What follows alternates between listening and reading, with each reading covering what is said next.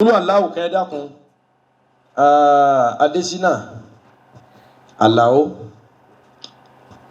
ọmọ lẹ́yìn ọ̀rẹ́ wa alájọṣe wa tí ń kọrin Alhaji wa Abdulwasi Alabi Pasuma ọmọ lẹ́yìn wọn ní àwọn tí ń bá wọn ṣiṣẹ́ orin Sina Alao ó kú wọ́n sì ti sin ìsìn mùsùlùmí Ọlọ́run ẹ bá foríjì Àmín.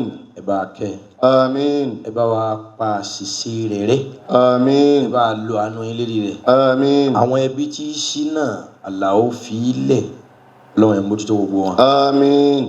Ọlọ́run ẹ mójútó gbogbo wọn Àmín. Alhaji wa tí ń bá ṣiṣẹ́ Alhaji wa tí ń bá ṣiṣẹ́ orin náà Alhaji wa Abdulwasi Alabi Pasuma Ọlọ́run ẹ má fà wọn náà lẹ́ o Àmín. ẹ má bínú sí wọn ẹ Àmín. má dalé wọn rú ẹ má dọ̀nà wọn rú ẹ má bàṣẹ wọn jẹ́ ẹ má bàṣẹ ẹnìkọ̀ọ̀kan wọn náà Àmín. fún arákùnrin náà ẹ jẹ́ ká ṣe Qul huwallah Bismillahirrahmanirrahim. Qul huwallahu ahad. Allahu samad. Lam yalid wa lam yulad wa lam yakun lahu kufuwan ahad. Àmín. gbogbo àwọn òkú tí wà náà bisimilayi gbogbo àwọn tó ti kú lọ nú ẹbí wa nú ara nú ìjọ nú ẹ̀sìn ọlọ́mọba kẹwọn. Àmín. Bismillahirrahmanirrahim. Qul huwallahu ahad. Allahu samad.